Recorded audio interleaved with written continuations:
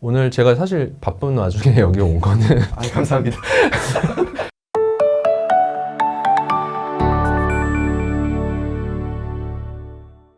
네, 그리고 위원님 지주사 베스트 애널리스트시잖아요. 그래서 또 이제 지주사에 관한 얘기를 진행을 할 텐데 요새 좀 거버넌스 이슈가 좀 많이 부각이 되고 있어요. 오늘 뭐 SM 같은 경우에도 그랬고 LSO 같은 경우에도 사실 뭐 물적 분할하는 거에 대한 어떤 규제 이런 거를 이제 이번 정부에서 또 새롭게 얘기하는 그런 분위기가 좀 있는데 이런 거에 대해서는 전망을 좀 어떻게 하시는지. 네, 에너지 솔루션 상장할 때도 네. 굉장히 논란이 좀 네, 있었죠. 그렇죠. 네. 그래서 윤석열 당선인도 그렇고 안철수 후보도 그랬고 안철수 후보는 뭐 물적 분할을 한 회사는 아예 상장을 못한다 뭐 이런 네네. 극단적인 공약도 냈었고 지금 윤석열 당선자는 물적 분할을 하고 만약에 상장을 하면 두 가지 조건을 공약에 제시를 했는데 하나는 그 모회사 주주들한테 먼저 신주 배정 우선권을 주자.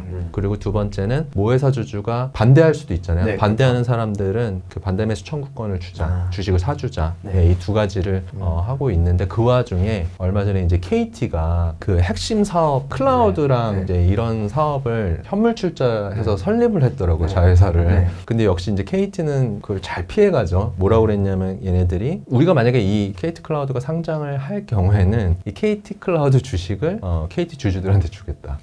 배당하겠다. 굉장히 지금 기업들이 이제 골치가 아플 거예요. 뭐 고민도 많이 될 거고. 왜요? 제가 담당하는 그 회사 중에 이제 SK가 있는데요. 주 SK. 네. 네네. 주 SK는 사실 뭐 물적 분할을 뭘 하고 이러지는 않았지만 자회사 상장을 여러 개를 좀 많이 시켰죠. 계획을 또 하고 있어요. 아, 또 해요? 네, 실트론, 아, 그렇지. 실트론, 그 다음에 사실 뭐 GSK를 팜테코 보고 투자하진 않는데 어쨌든 팜테코 이런 것들을 상장하는 데서 상당히 많은 부담을 좀 느낄 수 있고 그 다음에 SK 스퀘어 같은 경우는 어제 이제 뉴스 나왔는데 쉴더스나 11번가도 사실은 궁극적으로 이제 상장을 그렇죠. 하려고 네. 하죠. 그래서 SK그룹 같은 경우는 우리나라에서 ESG 특히 이제 가버넌스 쪽에서 가장 우리가 뭐 선도하고 있다 이렇게 주장하는 회사이기 때문에 굉장히 많은 고민을 할 거라고 보고 있습니다. 이게 이제 이걸 못하게 하는 식으로 네. 하는 거니까. 네. 그리고 좀 뭔가 노이즈를 안 일으키고 싶어 하고 사실은 SK 파촌이긴 하지만 SK 케미칼 같은 경우가 지금 어쨌든 팩트는 물적분 아니지만 SK 바이오사이언스를 어떻게 보면 핵심 회사를 상장을 그쵸, 시켰기 그쵸. 때문에 케미칼이 지금 가장 노이즈를 많이 네.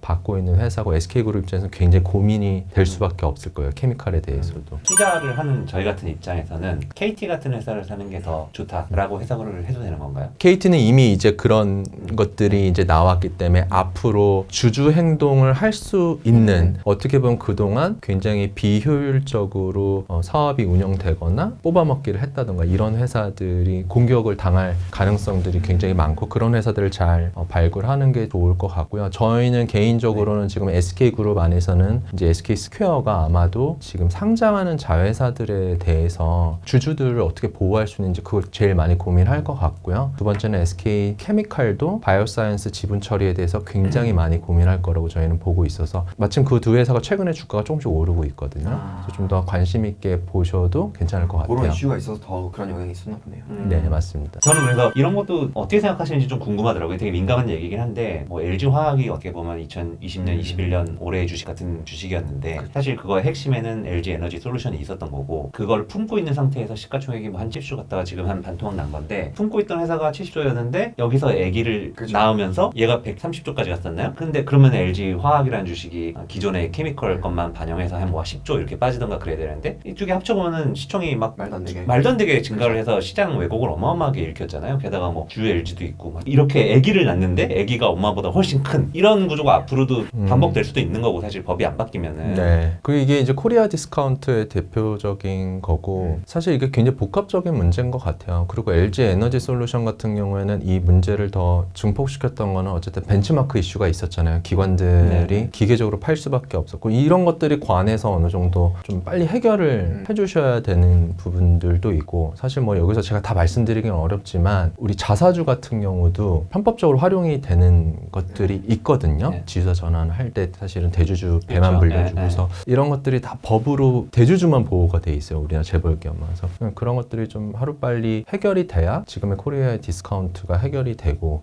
하지 않을까 이렇게 보고 있습니다. LG, SK, 뭐 GS. 근데 지금 제가 들어오기 전에 차트를 보니까 또 자리들은 또 괜찮아요. 근데 이게 지금 어쨌든 아까 그런 새로운 정부 이런 흐름에 따라서 리레이팅이 될 가능성이 있을까요? 전 잘 모르겠어서 저는 지주회사를 투자해서 돈을 의미 있게 벌어본 적이 맞아요. 아직까지 단 한 번도 없었던 것 같아요. 그래서 요즘에는 아예 지주회사는 보지도 않는데 저도 뭐 알 수는 없지만 일단 이번 정부에서 좀 기대를 해볼 수 있는 거는 앞에서 말씀드린 주주들한테 이제 자회사 상장할 때 주주들한테 좀 더 뭔가 페이버를 줄 수 있는 아까 뭐 KT처럼 그런 배당을 준다는 거 누군가 먼저 그거를 시작하면은 이건 완전 또 다른 게임이 될 거라고 보고 있어요. 이거는 사실 정관만 바꾸면 되거든요. 법으로는 문제가 없어요. 아 정관만 바꾸면 돼요. 다만 이제 이거를 처리하는 이제 관에서 좀 골치 아픈 일들이 있을 거예요. 그러니까 이거는 완전 저 위에서 내려와서 돼야만 해결이 될 수 있지 않을까. 관이라 하면 거래소나, 거래소라든가 예, 그렇죠. 그런 쪽.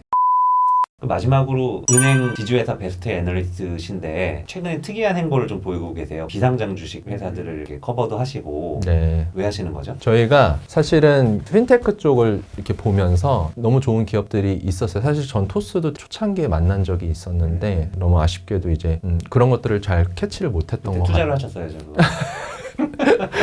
거기 갔었어요. 저.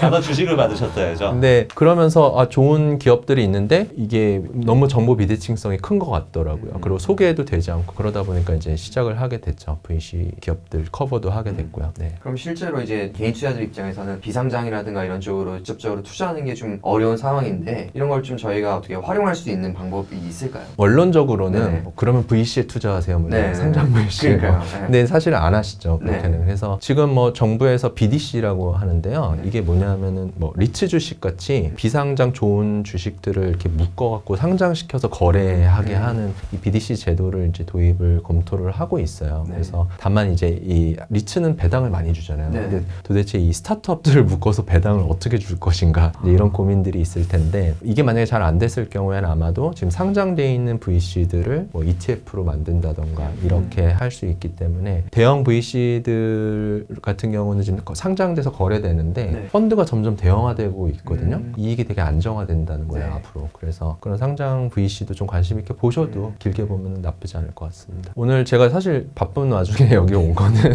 감사합니다. 그 NS 데뷔할 때 제일 많이 도와준 형이에요. 그래서 보온하려고 왔는데 하필 또 섹터가 좀 그래갖고 재밌었습니다. 너무 재밌었는데요. 절절TV 많이 애청해 주시고요. 좋아요, 구독 네. 눌러주세요. 네, 감사합니다. 네.